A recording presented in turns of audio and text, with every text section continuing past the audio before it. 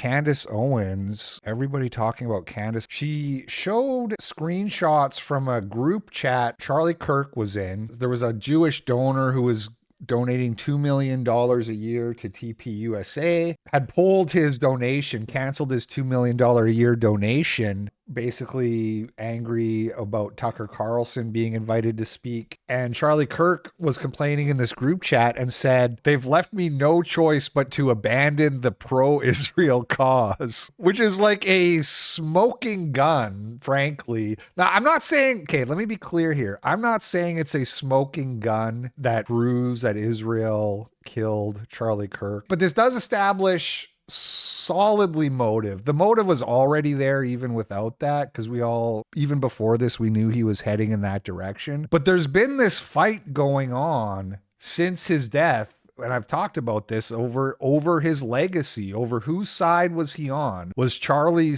/ our guy, or was he Israel's strongest soldier? And both teams have been pointing at all the evidence they can to say, no, Charlie loved Israel. No, he was starting to learn. He was starting to back off. People have been fighting over that. Who gets ownership of Charlie's martyrdom, basically? Is it the Jews or is it the JQers, basically? And so this is a smoking gun in terms of that, in terms of Charlie's legacy. In 48 hours before he died, essentially his last words, practically his final words, were, I'm leaving the pro-Israel cause. I mean, that's pretty black and white. Here's Candace showing the screenshots of the DMs here.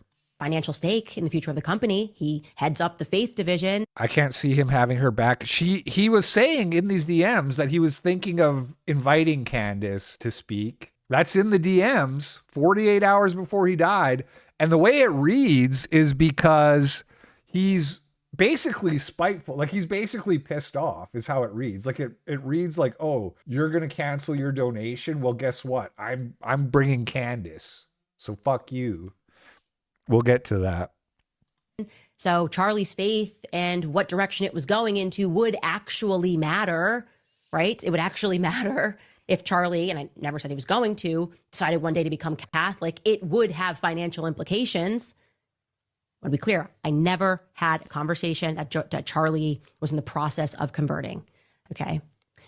But Rob in particular knew for an absolute fact that Charlie was done with Israel bullying him.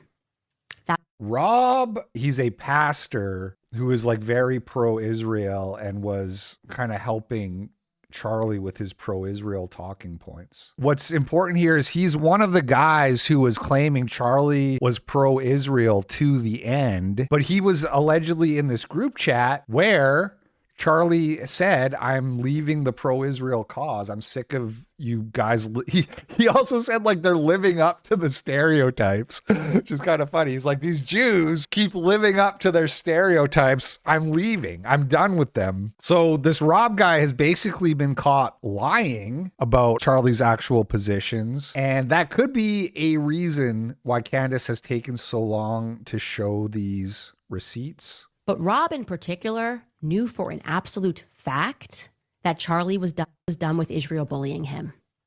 That's what bothers me so much about this man. Him allowing these headlines, Charlie's pastor speaks out, crushes Candace because of what she said, not whatever. I don't like it.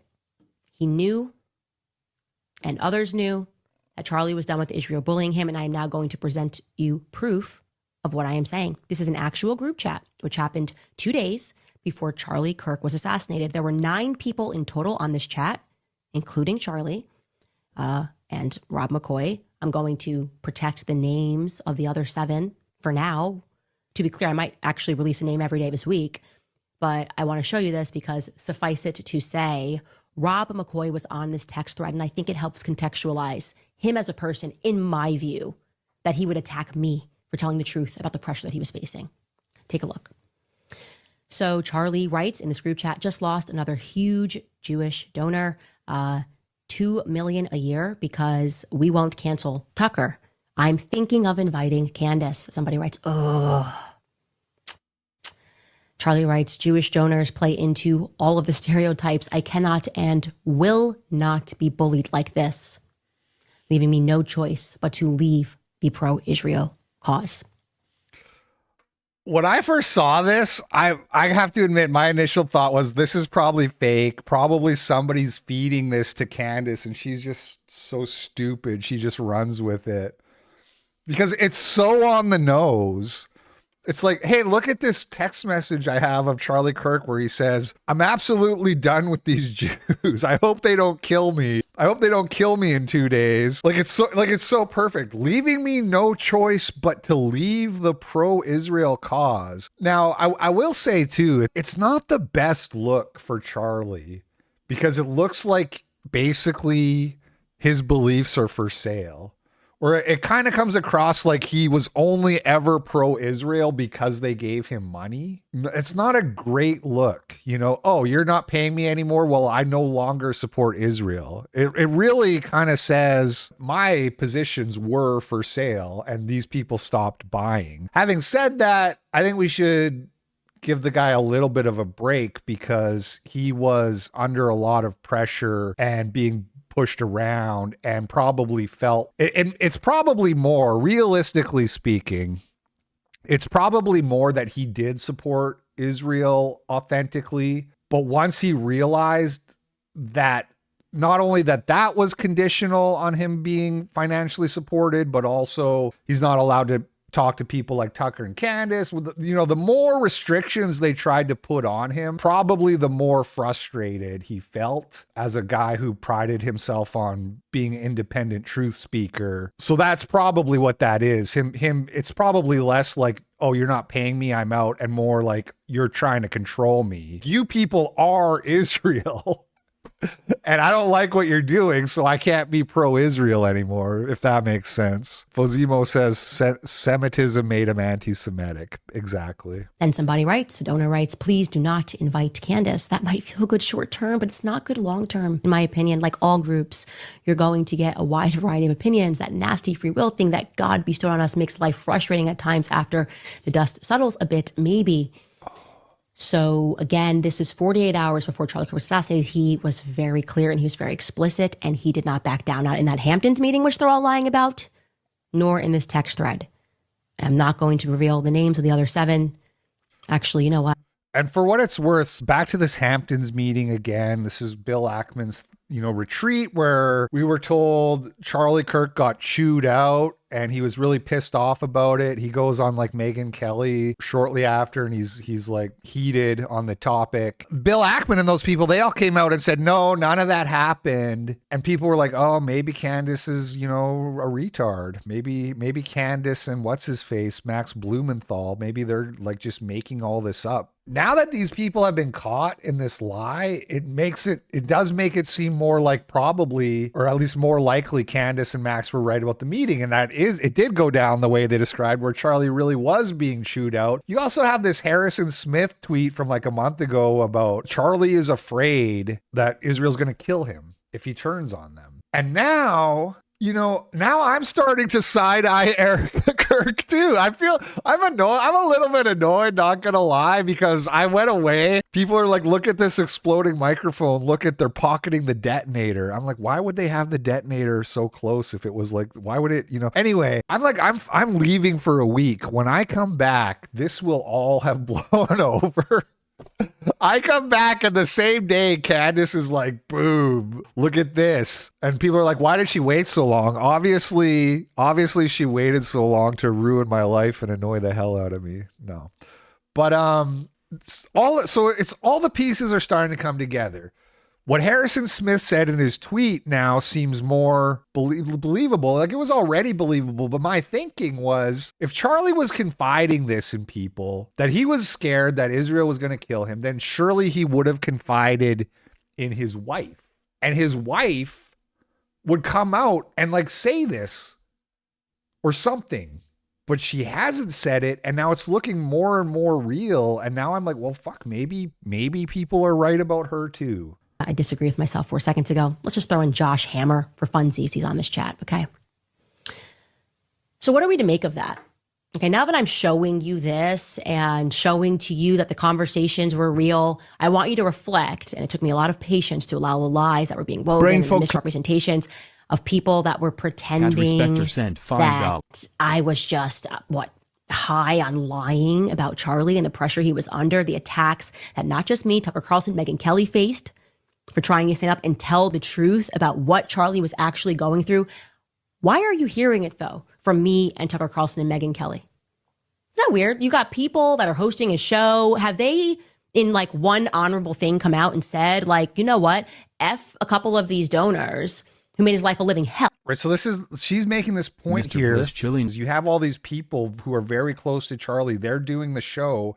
If Candace can figure this stuff out, then some of these people, they already know it. And so why aren't they saying anything? And it doesn't mean necessarily they killed Charlie, but it doesn't, it can still be bad without being that bad. It can mean that they're just they just want to keep the Jewish money flowing, basically. Maybe they're scared. Maybe they do think and they're scared. That's also a possibility you should consider. But, you know, kind of cowardly if you're talking about somebody you loved and respected being murdered and you're not going to say anything because you're scared. That's not really a good excuse. It's barely better than you just want the money, which is realistically, we're talking about so much money, and a lot of people will do bad things for this kind of money. That's just the way people are. So this looks really bad for a lot of people. It looks bad for these TPUSA guys, for Erica, for these people who are in the chat, Bill Ackman. They're all kind of caught red-handed here, knowing some important stuff about Charlie's final days that they kept to themselves in order to maintain a certain kind of narrative. That's best case scenario. Worst case scenario is some of these people literally were involved in a conspiracy to kill the guy. In the last couple of weeks. Why haven't they done that? So a rabbi in that chat, like, why hasn't anybody made that move to at least say, to vindicate what I have been saying about what he was going through? That registers to me as very suspicious. I'm going to frankly say that it's suspicious to me. It makes me think that in the same way that Charlie was being pressured by money, that you might be now run by that same money, that those same donors might be running you to correct the ship and to focus yourselves on eulogizing Charlie as something and someone that never once flinched, never once for a single second doubted the Israeli cause. Yeah, exactly. Well, Candace totally vindicated. Now, some people are coping saying these messages are fake. Like, that's kind of the last refuge of the Candace is a retard kook people, is to say these messages are fake. Either she faked them or someone tricked her and fed them to her. The reason that is so extremely unlikely is because some of the people in this chat have been named and would be able to prove that it's fake. Turns out they're probably real. Everybody's kind of coming around over the last almost 24 hours that, yeah, probably these are real messages. It also lines up with what we already knew about this guy Shillman pulling his $2 million. So this is from an article here. Mr. Kirk had also been second guessed about his evolving view on America's commitment to Israel. He told donors in Palm Beach last December. I think this is from the Max Blumenthal article, but I could be wrong. He told donors in Palm Beach that last December that at Turning Point we are unapologetically for Israel, but in recent months his unflagging support had given way to frustration as Prime Minister Benjamin Netanyahu continued Israel's nearly 2-year war in Gaza, according to two close associates. Mr. Kirk's willingness to showcase Turning Point events with Mr. Carlson, a forceful critic of Israel, infuriated one of the group's top donors, Robert J. Shillman, a conservative tech billionaire who two associates described as a father figure to Mr. Kirk. 2 days before Mr. Kirk's death, Mr. Shillman angrily questioned 2 days, right? So this is from the Gray Zone article that came out weeks ago. Mr. Shillman angrily questioned Mr. Kirk for giving a platform to Mr. Carlson and informed him he was withdrawing a $2 million pledge to Turning Point. Shillman, by the way. It's like a Hideo Kojima name. Shill Hardman. Charlie, it's me, Shill Hardman. I'm pulling the 2 million. You know, the codec. The codec goes off. It's me, Shill Hardman. Shill harder, man. Mr. Shillman did not respond to a request for comment. So it lines up. So I would bet right now, I would bet $500 that these text messages Candace has provided are real. Who else does Robert Shillman invest in? Let's ask Uncensored AI. Charlie Kirk is on the list. Jack Posobiec receiving funding from Robert Shillman. Laura Loomer, Tommy Robinson, and Brylan Hollyhand. Hey guys, the clip you just watched is from my daily stream, The Daily Cope, which I do Monday, Tuesday, Thursday, and Friday mornings at 10 a.m. on the Daily Cope YouTube channel, as well as my Rumble, Odyssey, Cozy, and other platforms. If you liked it, maybe come check out the live stream sometime. We have a good time there. I'll put the link down in the description where you can find it. Thanks for watching and have a great day. Peace.